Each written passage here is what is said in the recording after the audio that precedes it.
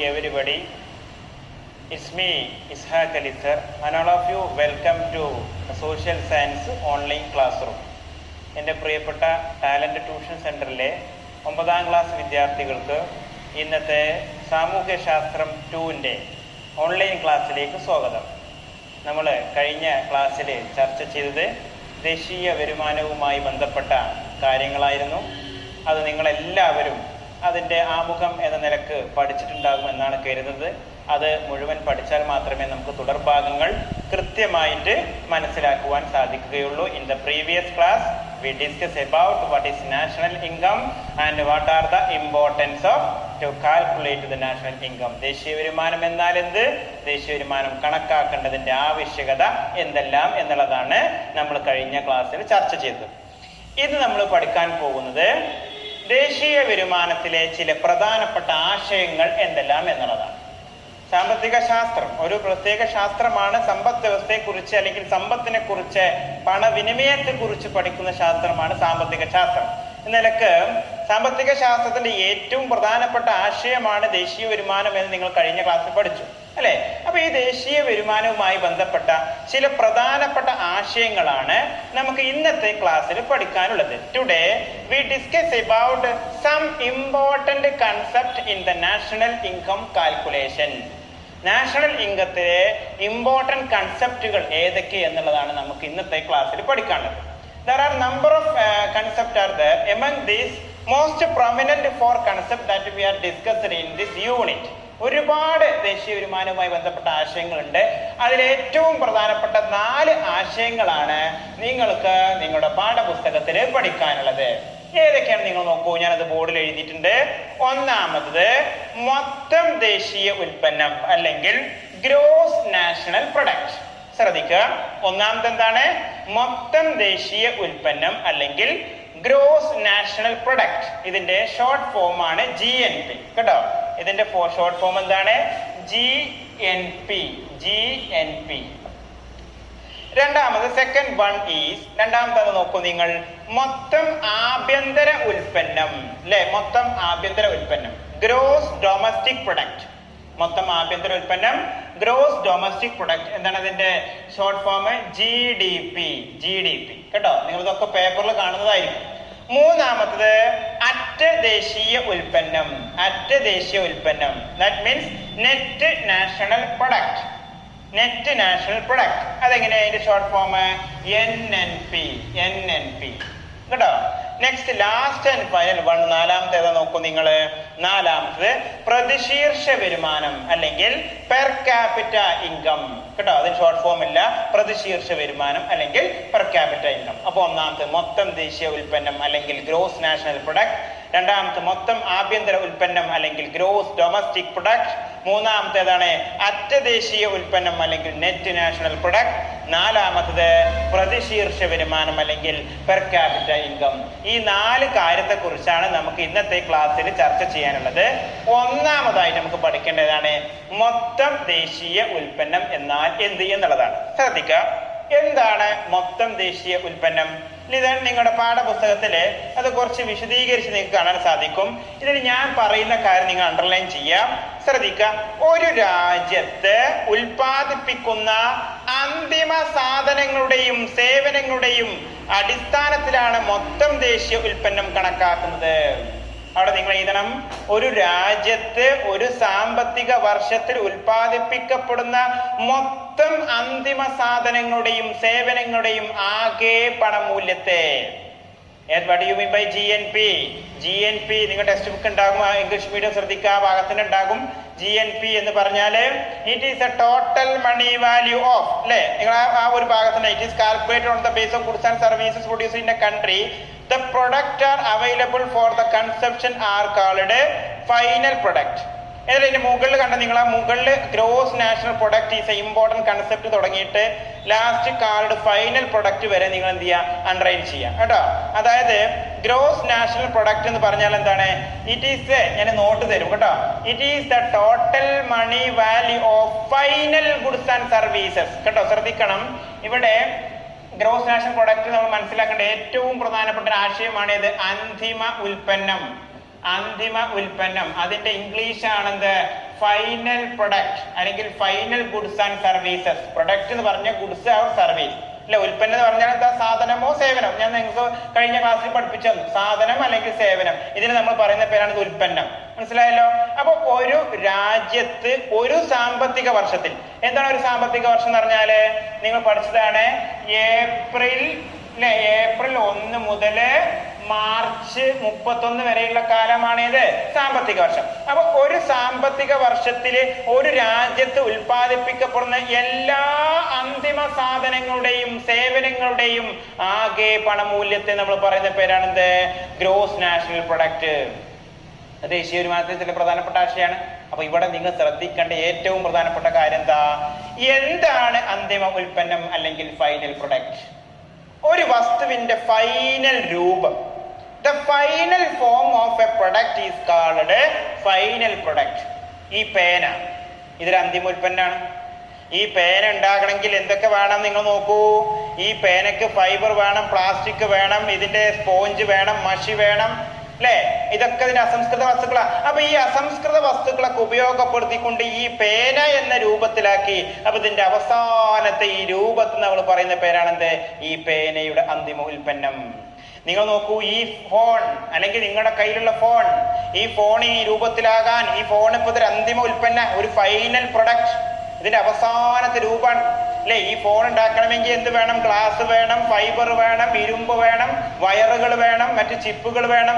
ഇതൊക്കെ ഉപയോഗപ്പെടുത്തിക്കൊണ്ട് ഈ ഫോൺ എന്ന രൂപത്തിലാക്കി. അതാണ് ഈ ഫോണിന്റെ അന്തിമ രൂപം അല്ലെ. ഒരു വാഹനം നിങ്ങൾ നോക്കൂ. വാഹനമാണെങ്കിൽ അങ്ങനെ പെട്ടെന്ന് വാഹനമാകോ? ആ വാഹനത്തിൽ വേണം എന്തൊക്കെ വേണം? ഇരുമ്പ് വേണം, ഫൈബർ വേണം, മെഷീനുകൾ വേണം അല്ലെ. അതുപോലെ അതിന് തൊഴിലാളികളൊക്കെ വേണം. അങ്ങനെ എല്ലാവരെയും ഉപയോഗപ്പെടുത്തിക്കൊണ്ട് ആ വണ്ടി, ഒരു സ്കൂട്ടർ ആണെങ്കിൽ സ്കൂട്ടർ, കാറാണെങ്കിൽ കാറ്, ബൈക്കാണെങ്കിൽ ബൈക്ക്, അതിന്റെ ആ രൂപമാക്കി മാറ്റി അല്ലെ. ഒരു എന്താണ് ഹ്യുണ്ടായിന്റെ i20 കാർ, ആ i20 എന്ന കാർ രൂപത്തിലാക്കി മാറ്റി. അതാണ് അതിന്റെ അന്തിമ രൂപം അല്ലെങ്കിൽ അന്തിമ ഉൽപ്പന്നം. ഇങ്ങനെ നമ്മുടെ രാജ്യത്ത് എത്രങ്ങാനും അന്തിമ ഉൽപ്പന്നങ്ങൾ ഉണ്ടാക്കുന്നുണ്ട്. There are lot of final product are produced അല്ലെ. ഇപ്പൊ വിദ്യാഭ്യാസത്തിന്റെ അന്തിമ രൂപം എന്ന് പറഞ്ഞാൽ എന്താ? ഈ വിദ്യാഭ്യാസത്തിന്റെ അന്തിമമായിട്ടുള്ള റിസൾട്ട്, അതാണ് ഇതിന്റെ അന്തിമ രൂപം. ഇങ്ങനെ ഒരുപാട് കാർഷിക മേഖല ഉൽപ്പാദിപ്പിക്കുന്നു അല്ലെ. കാർഷികളിൽ അരിയൊക്കെ ഇതാക്കിയിട്ട് എന്ത് ചെയ്യുന്നുണ്ട്? നെല്ലൊക്കെ വേർതിരിച്ച് നമ്മൾ അരിയാക്കി മാറ്റുന്നു അല്ലെ. അതുപോലെ തന്നെ ബാക്കിയുള്ളൊക്കെ കുറിച്ച് പച്ചക്കറികൾ ഉണ്ടാക്കുന്നു. പച്ചക്കറി, വെണ്ടക്കയുടെ ഫൈനൽ രൂപം, തക്കാളിയുടെ ഫൈനൽ രൂപം. മനസ്സിലായല്ലോ? അപ്പൊ ഒരു സമ്പദ് വ്യവസ്ഥയിൽ ഉൽപ്പാദിപ്പിക്കപ്പെടുന്ന എല്ലാ അന്തിമ സാധനങ്ങളിൽ നിന്നും സേവനങ്ങളും ലഭിക്കുന്ന ആകെ പണമൂല്യത്തിന് നമ്മൾ പറയുന്ന പേരാണെന്ത്? മൊത്തം ദേശീയ ഉൽപ്പന്നം അല്ലെ. It is a total money value of final. അത് നിങ്ങൾ ഇംഗ്ലീഷ് മീഡിയം ശ്രദ്ധിക്കണം. Final goods and services produced in economy during a financial year. കൃത്യമായി നിങ്ങൾ പഠിച്ചിരിക്കണം. നിങ്ങളുടെ പാഠപുസ്തക ഉദാഹരണം കണ്ട നിങ്ങൾ ഫൈനൽ പ്രൊഡക്റ്റില് എന്താണ്? തുണി, നൂല്, ബട്ടൺസ് എന്നീ അസംസ്കൃത വസ്തുക്കൾ ഉപയോഗിച്ചുകൊണ്ട് നമ്മൾ ഷർട്ട് ഉണ്ടാക്കുന്നു അല്ലെ. അപ്പൊ ഇവിടെ ഏതാണ് ഇവിടെ അന്തിമ ഉൽപ്പന്നം? ഷർട്ടാണ്. അസംസ്കൃത വസ്തുക്കൾ ഉപയോഗിച്ചുകൊണ്ടുണ്ടാക്കുന്ന അവസാനത്തെ രൂപം, അതാണ് അന്തിമ ഉൽപ്പന്നം. ഇങ്ങനെ നമ്മുടെ രാജ്യത്ത് എത്രങ്ങാനും ഷർട്ടുകൾ വിറ്റഴിക്കപ്പെട്ടു, എത്രങ്ങാനും നമ്മുടെ പേന വിറ്റഴിക്കപ്പെട്ടു, വാച്ച് വിറ്റഴിക്കപ്പെട്ടു, കാറ് വിറ്റഴിക്കപ്പെട്ടു, ബൈക്ക് വിറ്റഴിക്കപ്പെട്ടു, ഒരുപാട് അന്തിമ ഉൽപ്പന്നങ്ങൾ വിറ്റഴിക്കപ്പെട്ടില്ലേ. ഒരു രാജ്യത്ത് ഒരു സാമ്പത്തിക വർഷത്തിൽ എത്ര വരുമാനം നമുക്ക് അന്തിമ ഉൽപ്പന്നങ്ങൾ ലഭിച്ചു, അത് വേറിട്ട് മനസ്സിലാക്കാൻ വേണ്ടി ഉപയോഗിക്കുന്ന ആശയമാണിത് GNP. മനസ്സിലായല്ലോ? വ്യക്തമായ ഒരു ഉദാഹരണം നിങ്ങൾ പാഠപുസ്തകത്തിൽ തന്നു. ഞാൻ നിങ്ങൾക്ക് കുറച്ച് ഉദാഹരണം പറഞ്ഞു തന്നു. Total money value of final goods and services in economy during a financial year. രണ്ടാമത് നോക്കൂ നിങ്ങൾ. രണ്ടാമത്തെ എന്താണ്? മൊത്തം ആഭ്യന്തര ഉൽപ്പന്നം. മൊത്തം ആഭ്യന്തര ഉൽപ്പന്നം വളരെ വ്യക്തമായിട്ട് നിങ്ങൾ മനസ്സിലാക്കണം. അതിന് ഇംഗ്ലീഷ് എന്താ? ഗ്രോസ് ഡൊമസ്റ്റിക് പ്രൊഡക്റ്റ് അല്ലെങ്കിൽ GDP. എന്താണ് ആഭ്യന്തരം എന്ന പദത്തിനർത്ഥം? നിങ്ങൾ എല്ലാവരും 10ാം ക്ലാസ്സിൽ നിങ്ങൾ പേപ്പറൊക്കെ വായിക്കുന്നതാണ്. ആഭ്യന്തരം, വിദേശം എന്നീ പദങ്ങളൊക്കെ നിങ്ങൾ കേൾക്കുന്നതാണ് അല്ലെ. ആഭ്യന്തരം എന്ന പദത്തിന്റെ അർത്ഥം എന്താ? ഒരു രാജ്യത്തിന്റെ ആഭ്യന്തരം എന്ന് പറഞ്ഞാൽ അതിർത്തിക്കുള്ളിലുള്ള സ്ഥലം. ഇന്ത്യയുടെ ആഭ്യന്തരം എന്താ? ഇത് ഇന്ത്യ രാജ്യമാണ് നിങ്ങൾ സങ്കല്പിക്കൂ. ഇന്ത്യ രാജ്യം ജമ്മു കാശ്മീർ മുതൽ കന്യാകുമാരി വരെ, ഇവിടെ ഗുജറാത്ത് മുതൽ ഇവിടെ എന്താണ് ആസാം വരെ, എത്രയോ സ്ഥലങ്ങളില്ലേ. ഇങ്ങനെ രാജ്യത്തിന്റെ ബൗണ്ടറി, ഒരു രാജ്യത്തിന്റെ അതിർത്തിക്കുള്ളിലുള്ള സ്ഥലത്തെ നമ്മൾ പറയുന്ന പേരാണെന്ത്? ആഭ്യന്തരം അല്ലെങ്കിൽ ഡൊമസ്റ്റിക്. കേട്ടോ. എന്താണ് ആഭ്യന്തരം എന്ന് പറഞ്ഞാല് ഒരു രാജ്യത്തിന്റെ അതിർത്തിക്കുള്ളിലുള്ള സ്ഥലം. ഇന്ത്യ രാജ്യത്തിന് പുറത്താണോ? ഇന്ത്യ രാജ്യത്തിനുള്ളിൽ. മലപ്പുറം ജില്ലയുടെ ആഭ്യന്തരം എന്ന് പറഞ്ഞാൽ മലപ്പുറം ജില്ലയുടെ അതിർത്തിക്കുള്ളിൽ. നിങ്ങളുടെ ഈ പഞ്ചായത്ത് നിങ്ങൾക്ക് ആലിപ്പറമ്പ് പഞ്ചായത്ത് തോന്നുന്നുണ്ട്, ആലിപ്പറമ്പ് പഞ്ചായത്തിനുള്ളിൽ. ഇതാണ് ആലിപ്പറമ്പിന്റെ ആഭ്യന്തരം. അപ്പൊ നിങ്ങൾ ശ്രദ്ധിക്കുക, ഒരു രാജ്യത്തിന്റെ ആഭ്യന്തരം എന്ന് പറഞ്ഞാൽ രാജ്യത്തിന്റെ അതിർത്തിക്കുള്ളിൽ. ആ ഒരു പദം നിങ്ങൾ മനസ്സിലാക്കണം, ആഭ്യന്തരം കേട്ടോ. അതിലൂടെ നമ്മൾ പോകുന്നു. എന്താണ് മൊത്തം ആഭ്യന്തര ഉൽപ്പന്നം അല്ലെങ്കിൽ ഗ്രോസ് ഡൊമസ്റ്റിക് പ്രൊഡക്റ്റ്? നിങ്ങളുടെ പാഠപുസ്തകം ഈ ഭാഗത്ത് കാണാൻ സാധിക്കും നിങ്ങൾക്ക്. ഇത് കുറച്ച് വിശദീകരണം ഉണ്ട്, ഞാൻ പറയും, നിങ്ങൾ എന്ത് ചെയ്യുക, അണ്ടർലൈൻ ഇടുക. ഒരു സാമ്പത്തിക വർഷത്തിൽ രാജ്യത്തിന്റെ ആഭ്യന്തര അതിർത്തിക്കുള്ളിൽ ഉൽപ്പാദിപ്പിക്കപ്പെടുന്ന സാധനങ്ങളുടെയും സേവനങ്ങളുടെയും ആകെ പണമൂല്യത്തെയാണ് നമ്മൾ പറയുന്നത് മൊത്തം ആഭ്യന്തര ഉൽപ്പന്നം. ഇംഗ്ലീഷ് മീഡിയം വിദ്യാർത്ഥികൾ ശ്രദ്ധിക്കുക, നിങ്ങളുടെ ടെക്സ്റ്റ് ബുക്കിൽ നിങ്ങൾക്ക് കാണാൻ സാധിക്കും. The GDP of a country is the total money value of the final goods and services produced within the domestic territory of nation. അതാ നിങ്ങൾ അണ്ടർലൈൻ ചെയ്യുന്നത് കേട്ടോ. എന്റെ കയ്യിൽ ഇംഗ്ലീഷ് മീഡിയം ടെസ്റ്റ് ഇല്ലാത്ത പ്രശ്നം. ഞാൻ എന്താണ് നിങ്ങൾക്ക് പറഞ്ഞത് നിങ്ങൾ അണ്ടർലൈൻ ഇല്ല കേട്ടോ. അതാണ് നിങ്ങൾ പഠിക്കേണ്ടത്. എന്താണ് മൊത്തം ആഭ്യന്തര ഉൽപ്പന്നം എന്ന് പറഞ്ഞാല് ഒരു രാജ്യത്തിന്റെ ആഭ്യന്തര അതിർത്തിക്കുള്ളിൽ. നിങ്ങൾ ശ്രദ്ധിക്കൂ, ഇന്ത്യ രാജ്യത്തിന്റെ ആഭ്യന്തര അതിർത്തി. ഈ ആഭ്യന്തര അതിർത്തിക്കുള്ളിൽ ഉൽപ്പാദിപ്പിക്കപ്പെടുന്ന മൊത്തം സാധനങ്ങളിൽ നിന്നും സേവനങ്ങളിൽ നിന്നും ലഭിക്കുന്ന വരുമാനത്തെ നമ്മൾ പറയുന്ന പേരാണെന്ത്? മൊത്തം ആഭ്യന്തര ഉൽപ്പന്നം. ഇവിടെ നമ്മുടെ രാജ്യത്തേക്ക് പുറത്തേക്ക് ഇപ്പൊ നിങ്ങൾ ശ്രദ്ധിക്കുക, പുറത്തുനിന്ന് നമ്മുടെ രാജ്യത്തേക്ക് എന്തെല്ലാം സാധനങ്ങൾ വരുന്നുണ്ട്, അതൊക്കെ നമ്മൾ GDP പെടുത്തുവോ?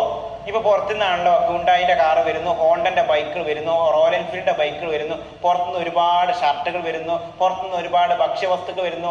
ഇതൊന്നും ഏതിൽ പെടുത്തൂല? GDP പെടുത്തൂല. നമ്മൾ ഇത് എന്തിനാ ഉപയോഗിക്കാന്ന് അറിയാം? നമ്മുടെ രാജ്യത്തിനുള്ളിൽ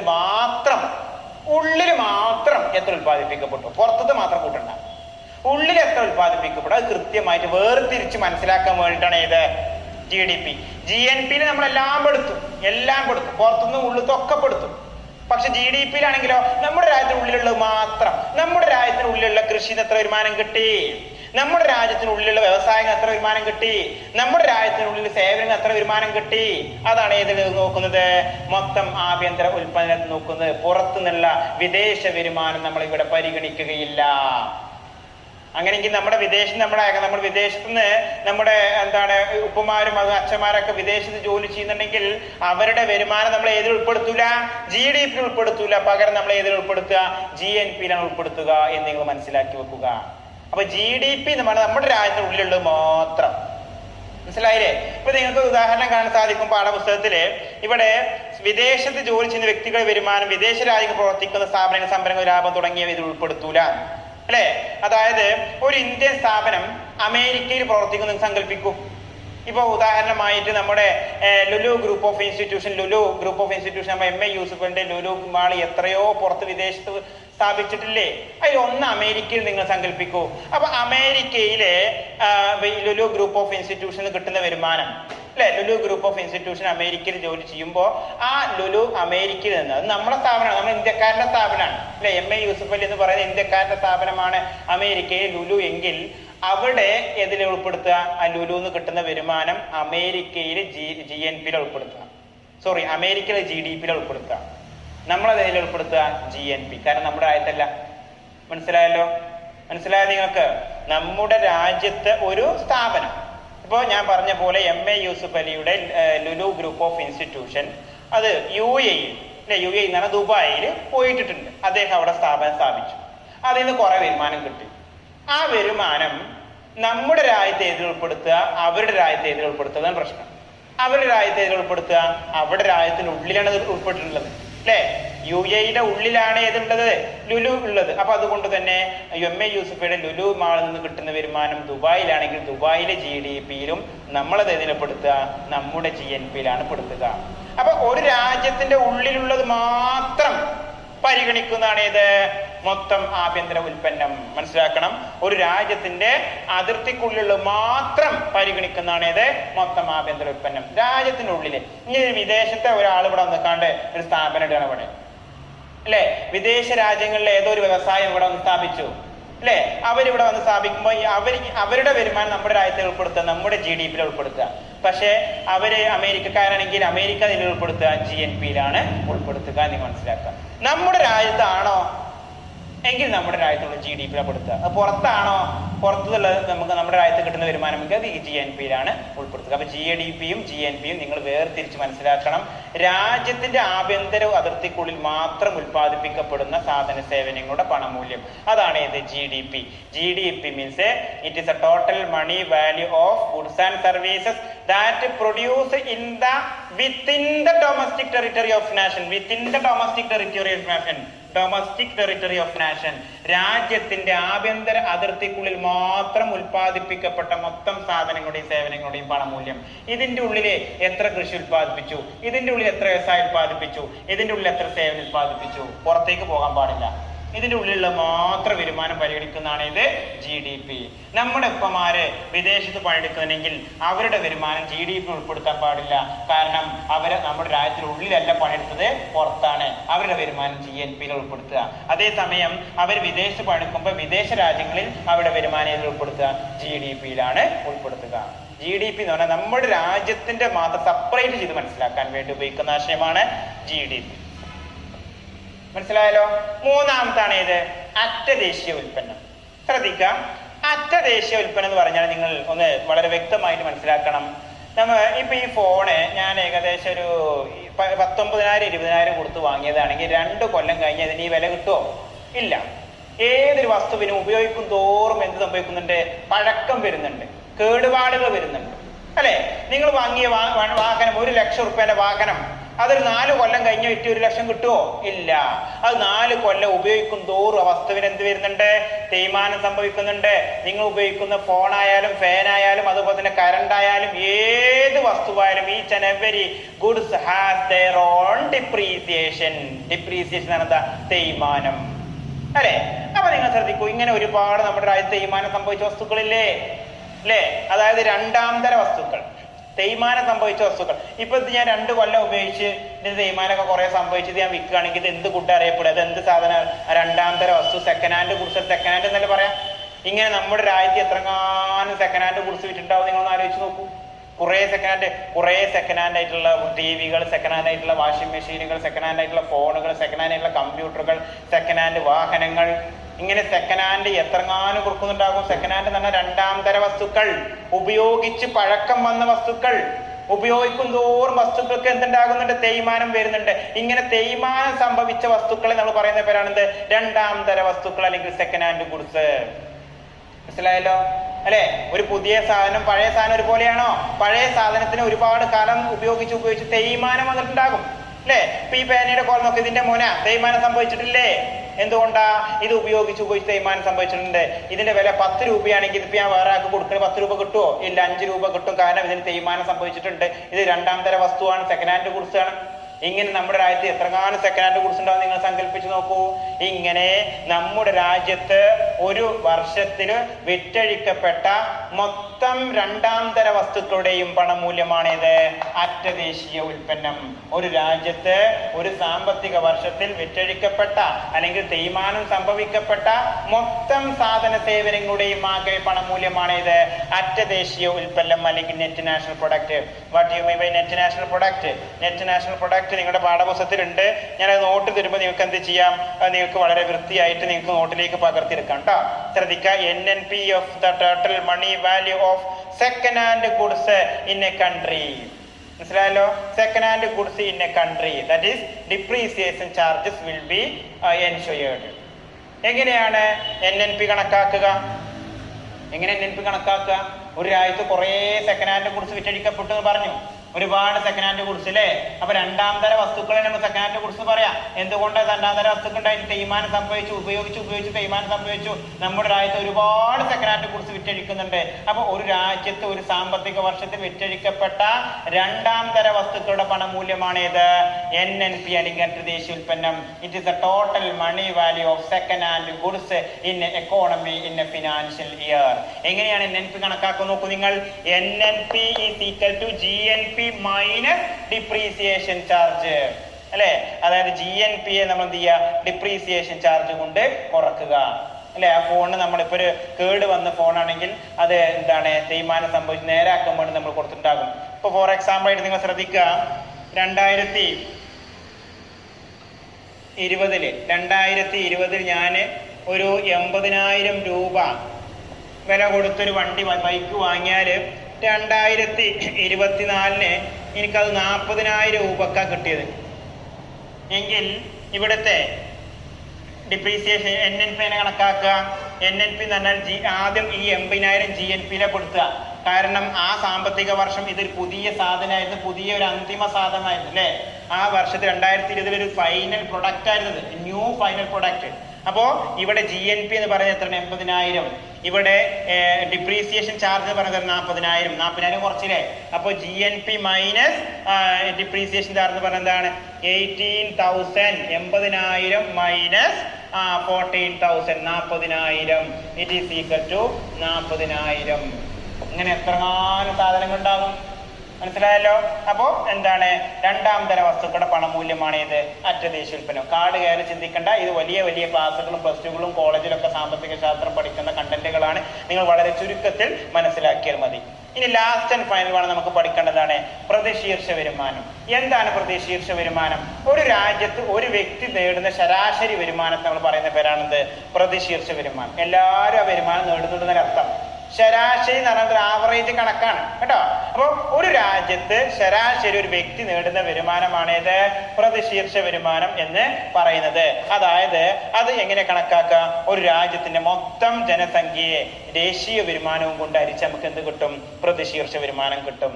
the income of the one person The income of the one person is called per capita income. What is per capita income? Income of the one person in an economy or in a country. ഒരു രാജ്യത്തിലെ ഒരു വ്യക്തിയുടെ വരുമാനം, average വരുമാനത്തെ നമ്മൾ പറയുന്ന പേരാണെന്ത്? പ്രതിശീർഷ വരുമാനം. അതെങ്ങനെ കണക്കാക്കുക? It can be calculated as national income by total population. ദേശീയ വരുമാനം ബൈ ആകെ ജനസംഖ്യ. അങ്ങനെയൊക്കെ നമുക്ക് കിട്ടും. മനസ്സിലായല്ലോ? അപ്പോ ഒരു രാജ്യത്തെ പ്രതിശീർഷ വരുമാനം ഏകദേശം 5,000 ആണെങ്കിൽ ആ രാജ്യത്തെ എല്ലാ ജനങ്ങൾക്കും 5,000 കിട്ടുന്നതിന്റെ അർത്ഥം എന്താ? അർത്ഥം ഏകദേശം ആളുകൾക്കും 5,000-ന്റെ അടുത്ത് വരുമാനമുണ്ട്, അല്ലെങ്കിൽ 5,000-ന് മുകളിൽ വരുമാനമുണ്ട് എന്നാണ് ഇതുകൊണ്ട് അർത്ഥമാക്കുന്നത്. അപ്പൊ പ്രതിശീർഷ വരുമാനം എന്ന് പറഞ്ഞാൽ ഒരു വ്യക്തിയുടെ വരുമാനത്തെ നമ്മളെന്ന് പറയുന്നത് പ്രതിശീർഷ വരുമാനം. അപ്പൊ നമ്മൾ ഇന്ന് പഠിച്ചത് ദേശീയ വരുമാനത്തിൽ ചില പ്രധാനപ്പെട്ട ആശയങ്ങൾ. ഒന്ന്, മൊത്തം ദേശീയ ഉൽപ്പന്നം, അതായത് ഗ്രോസ് നാഷണൽ പ്രൊഡക്റ്റ് അല്ലെ? It is a total money value of final goods and services produce in a country in a financial year. ഒരു രാജ്യത്ത് വിറ്റഴിക്കപ്പെടുന്ന, രാജ്യം ഉൽപ്പാദിപ്പിക്കപ്പെടുന്ന മൊത്തം അന്തിമ സാധന സേവനങ്ങളുടെയും ആകെ പണമൂല്യമാണ് GNP. രണ്ടാമത്തെ മൊത്തം ആഭ്യന്തര ഉൽപ്പന്നം, ഗ്രോസ് ഡൊമസ്റ്റിക് പ്രൊഡക്റ്റ്, അതായത് ഒരു രാജ്യത്തിന്റെ ആഭ്യന്തര അതിർത്തിക്കുള്ളിൽ മാത്രം ഉൽപ്പാദിപ്പിക്കപ്പെടുന്ന മൊത്തം സാധനങ്ങളുടെയും പണമൂല്യമാണ് ഇത് മൊത്തം ആഭ്യന്തര ഉൽപ്പന്നം GDP. It is the total money value of goods and services produced within the domestic territory of nation. മൂന്നാമത് അറ്റദേശീയ ഉൽപ്പന്നം, നെറ്റ് നാഷണൽ പ്രൊഡക്റ്റ് NNP. ഒരു രാജ്യത്തെ രണ്ടാം തര വസ്തുക്കളുടെ പണമൂല്യമാണ് ഇത് അറ്റദേശീയ ഉൽപ്പന്നം. It is the total money value of second hand goods. It can be calculated as എങ്ങനെ കണക്കാക്കുക? NNP സമം GNP minus depreciation charge. NNP സമം GNP മൈനസ് തേയ്മാന ചെലവ്. നാലാമത്തെ പ്രതിശീർഷ വരുമാനം. പ്രതിശീർഷ പെർ ക്യാപിറ്റ ഇൻകം. ഒരു വ്യക്തിയുടെ വരുമാനത്തെ, ഒരു രാജ്യത്തെ ഒരു വ്യക്തിയുടെ വരുമാനത്തെ പ്രതിശീർഷ വരുമാനം എന്ന് പറയാം. അതെങ്ങനെ കണക്കാക്കുക? ദേശീയ വരുമാനം ബൈ ആകെ ജനസംഖ്യ. Per capita income means income of one person. It can be calculated as national income by total population. അപ്പൊ ഇതോടുകൂടി നമ്മൾ ഈ പാഠഭാഗത്തിന്റെ രണ്ടാമത്തെ ക്ലാസ് കഴിയാണ്. നിങ്ങൾക്ക് എന്തെങ്കിലും ഡൗട്ടുകളോ കാര്യങ്ങളോ ഉണ്ടെങ്കിൽ അറിയിക്കാവുന്നതാണ്. സോ എല്ലാവരും പഠിക്കണമെന്ന ആശംസകളോടുകൂടി ഞാൻ നിർത്തുന്നു. Thank you very much.